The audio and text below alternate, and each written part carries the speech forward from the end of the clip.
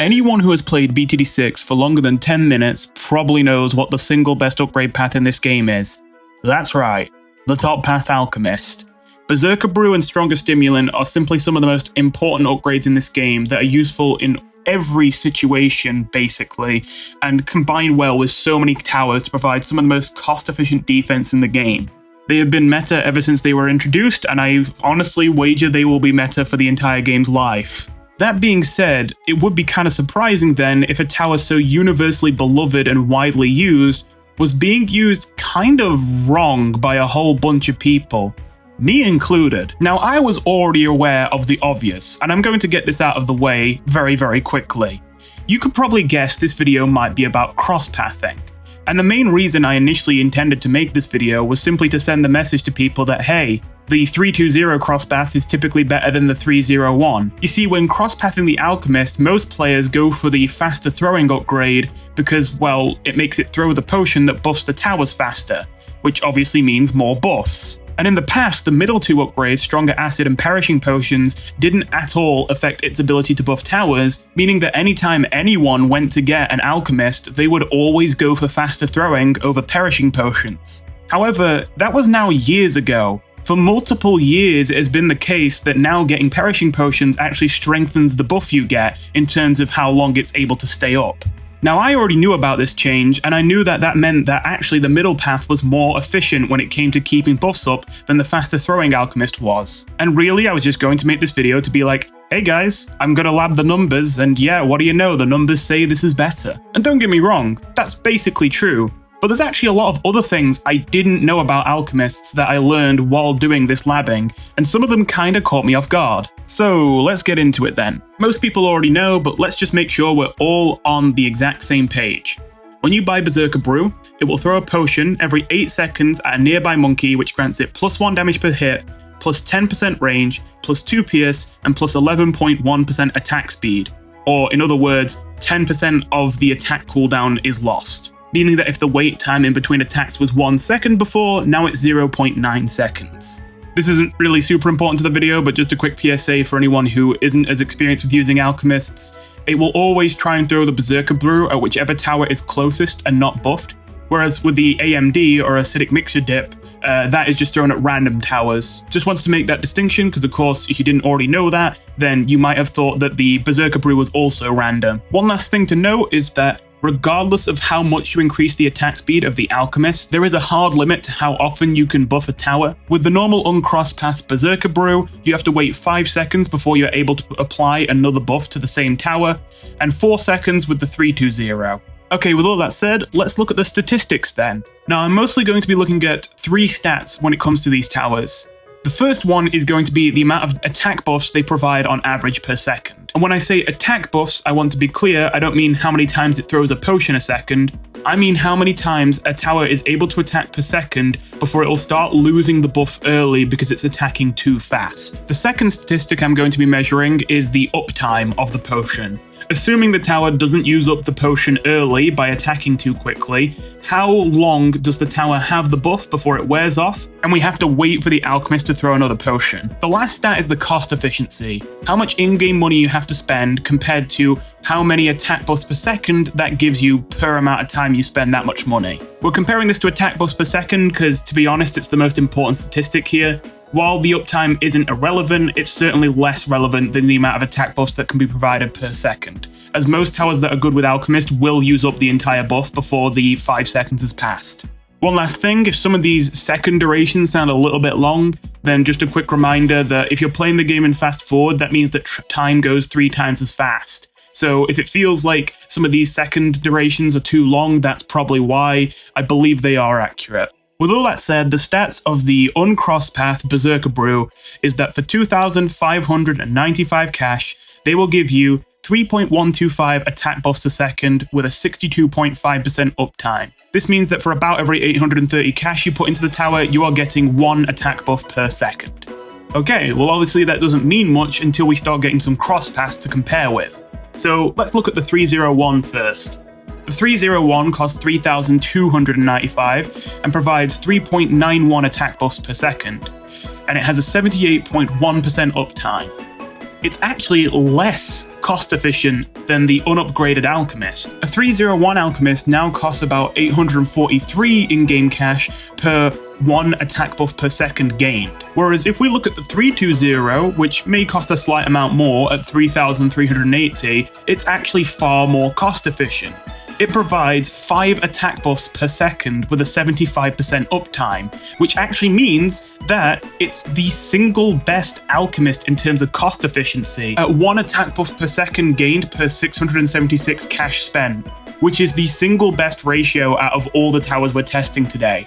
That caught me off guard. I did think the 320 was the better than the 301, but I assumed when it came down to cost efficiency, the uncrosspath Alchemist would be the best. But no, the buff that you get from the 320 is so significant that it's actually more cost efficient by quite a significant margin than the 300. All the more reason to use the 320 in almost all situations over the 301. In fact, the 301's use cases are extremely narrow. Essentially, it's only useful if for some reason you physically could never afford the less than 100 extra cash needed for the 320, but still want to buff your Alchemist. Or it can be used if you want to have a higher uptime percentage. But even then, if higher uptime is what you want, the 320 is only 3% lower on uptime than the 301 is. Not to mention it has a lot of other benefits besides that. So yeah, things are looking rough for the 301. It's essentially only useful with a tower you want as much uptime on as possible, but also doesn't use up the Alchemist buff very quickly at all. Now, there are towers in the game that actually fit that description, but there aren't many of them.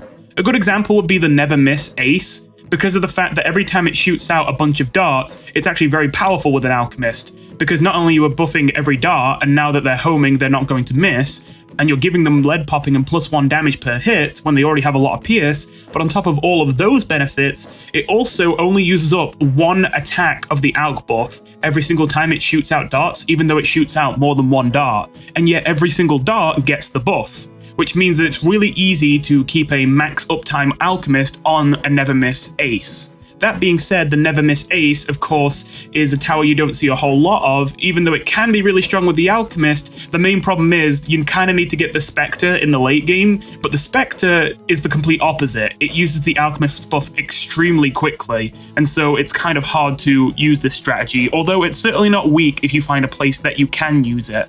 Moving on though, let's check Stronger Stimulant, because things might change when it comes to that upgrade.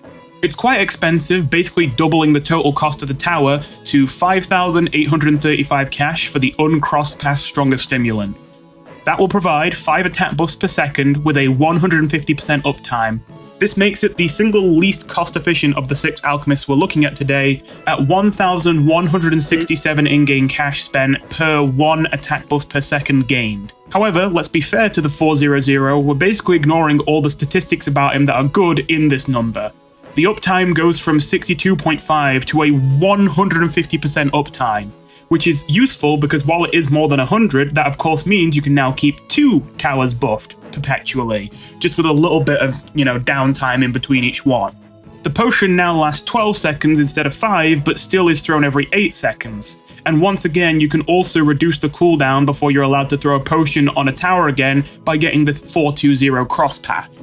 Of course, besides that, the Stronger Stimulant buff is, stronger. I imagine most of you are aware, but just in case any of you aren't, here's how the Stronger Stimulant is different. It's better in almost every way except for one, and unfortunately it's the way that is the most important to be better in, but I suppose they probably did that on purpose for balance reasons. The damage does not increase, it's still just +1 damage compared to the Berserker Brew, which is a shame because +2 would have been amazing. However, everything else is still improved. The range is now a 15% boost instead of a 10% boost. Of course, I already mentioned the buff now lasts 12 seconds instead of 5 seconds. The attack speed boost is now a just over 16% attack speed boost rather than an 11% one. And the pierce boost goes from +2 to +3. So it's improved from the 300 Alchemist. So let's look at the crosspaths. The 401 costs 6,535 cash and provides 6.25 attack buffs per second with a total uptime of 187.5%, which of course is the highest we're going to see today. Meanwhile, comparing it to the 420 for 6,620 in-game cash, it provides 6.875 attack buffs per second with a 162.5% uptime. So this is where faster throwing caught me by surprise. I kind of just assumed there wouldn't be that much difference between the two upgrades. However, certainly faster throwing gets a bit more of an edge when it comes to the stronger stimulant. Now, in terms of pure attack buffs per second and cost efficiency, it's still true that the 420 wins out. However, the 401 now has a few situations where it really shines. For one, while it does provide less attack buffs per second, as we already knew it was going to, it's far behind than it was in the third tier. Again, at the third tier, it was comparing 5 to 3.91. It was a massive reduction. But at fourth tier, the reduction is much more easy to swallow, only going from 6.875 to 6.25, not so big a drop. And when you also consider the massively increased uptime at 187.5%, nearly enough uptime to permanently keep 2 towers buffed with basically no downtime, that's actually not too bad. So this is where I was very surprised when it came to making this video. You see, ever since they made the change where perishing potions would lengthen the buff of your alchemist buffs, I always thought, okay, so I guess that means now you only use the faster throwing alchemist if there are lots of towers that need buffing or towers that don't use up the buff, whereas you use the 420 for when you have, let's say, 2 or less towers. And don't get me wrong, that works. But actually, reading this now, I've realized something that I didn't realize before. The 401 is actually probably better than the 420, specifically for if you have 2 towers you want to keep a near 100% uptime of the buff on, which is something I really wasn't expecting to be the case. This whole time, I've only been using the faster throwing alchemist whenever I have 3 or more towers within the range of the alchemist. And if it was 2 or less, I would always use the Perishing Potions crosspath instead. When actually looking at this, it seems far more like the Perishing Potions crosspath is better for having one single tower that you want to keep buffed, but that eats up the buff quickly, so you want to give it more attack buffs per second and have less cooldown on the amount of time you have to wait between each potion throw. But if it's 2 towers you want to keep buffed, and you will usually want it to be 2 because of course you're capable of keeping 2 buffed at the same time with the 4th tier alchemist, then the faster throwing is actually better, which I was not expecting. That's most of what I wanted to cover today, but I also wanted to talk about a couple extra things that are related to this topic that you probably should know, but aren't directly about these stats. First of all, I was never entirely sure if just providing an attack speed boost of any kind to the alchemist allowed it to throw potions faster. I mean, I was aware it was a possibility, but I never really could feel it in-game, so I wasn't actually certain. So I made sure to test, and sure enough, attack speed boosts do make it throw more potions faster. And that means that Jungle Drums is extremely effective with the Alchemist. And if you're Alch buffing a tower anyway, you probably want Jungle Drums in the first place. So Alchemist and Jungle Drums is a really good combination. This also means that you don't have to feel bad about using the 420, because in combination with Jungle Drums, you're kind of compensating for not having faster throwing, as the Jungle Drums buff is not that much smaller than the faster throwing buff. That being said, if you weren't happy with just 187.5% uptime, and you wanted a 200% uptime on a tower so that you could keep 2 towers permanently buffed with the same Alchemist, then Jungle Drums with faster throwing is what you want. Lastly, and this is mostly overlooked, but I just wanted to throw this in here, obviously when you get an Alchemist, you're not getting it for its attack power, you're getting it for its utility. However, it is also true that the Alchemists, well, in case you forgot, do deal damage.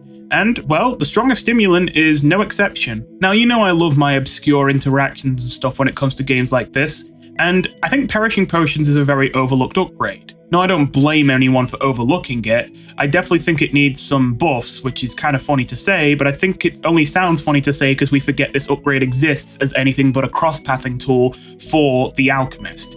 I mean, be real with me. If you're not doing it to strengthen your Alch buff, when the hell are you buying Perishing Potions? But because of that, a lot of people forget that Perishing Potions increases the damage that the Alchemists do to Moabs, so that they deal 5 damage on impact. Now don't get me wrong, that's not going to kill a Moab or anything, but it definitely is helpful chip damage, especially if you're putting down multiple Alchemists per game, it certainly is going to add up. I could certainly imagine a strategy where you use village discounts very effectively with spammed 320 alchemists, especially now that we know that they're the most cost-efficient alchemists in the game.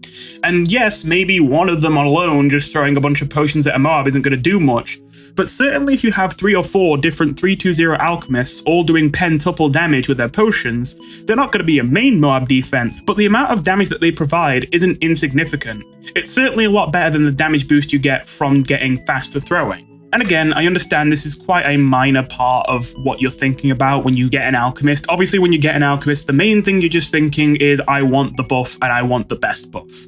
But I'm just saying more reasons why I personally prefer the 320 or the 420. Lastly, I'd just like to add that while it's often overlooked, once again, because of how useless an upgrade Perishing Potions is usually, it is also true that Perishing Potions defortifies leads and ceramics. And while that might sound completely useless, remember that super ceramics exist. If you throw a Perishing Potions at a super ceramic that is fortified, then you are essentially doing an instant 60 damage to it, which is quite a lot actually, especially for a splash damage attack that could easily hit multiple fortified ceramics for damage numbers in the hundreds. Now again, unfortunately, you can't really make this a proper strat just because the potions don't get thrown often enough for it to be a reliable defortifier for every single fortified ceramic you're going to see in the late game once super cerams hit. But again, it's just something that might save your life every now and then, that a super ceramic is about to run through the exit and you just can't pop it fast enough because it's fortified. But then just one straight alchemist potion strips off the entire fortification and deals half of its HP straight away instantly, allowing it to be popped before it reached the exit. Oh, and I think everyone knows this, but I suppose last thing just to throw in there, just to be absolutely clear, because the game is inconsistent about things like this, the acid pool upgrade does not allow the buff to be provided even more often. I know that seems obvious to most people. Oh, hey, if I buy Acid Pool, I know I'm not going to get more buffs, because obviously it's not an attack speed buff. But in fairness, this game is not consistent. I mean, another example of a tower who technically the better crosspath is the one that most people don't use is the Moab Shove, where getting the bigger jets upgrade also makes the Moab Shove push back harder, allowing it to be better at stalling Moabs. Now, that makes sense. Okay, bigger jets, moves faster, can also push Mars faster. It's a bit like, okay, didn't know that, maybe he didn't read the upgrades, but hey, it at least makes sense. But what doesn't make sense is that IFR, the upgrade that gives camo detection, further improves that. I don't have a problem with that, but I'm just pointing out that's not consistent. What the hell does IFR have to do with pushing Moabs harder? So I wouldn't blame you if you made the mistake of thinking that Acid Pools actually gives you more buff, but it doesn't. I just want to make that clear for anyone who wasn't entirely sure. Anyway, with all that said, I hope you enjoyed this. And I hope that this was useful to you and you'll find new ways to use Alchemists. As I say, even I learned some things doing this video. As I said, when I went into this video, this was just going to be being like, haha, you idiots, the 320 is better, didn't you know, than the 301. And while that is basically entirely true, I was completely caught off guard to see the 320 being significantly more cost efficient than the 300. And I was caught off guard to see that the 401 is better when you're trying to buff 2 towers. So I'm definitely going to be putting that knowledge into practice in my Chimps games from now on.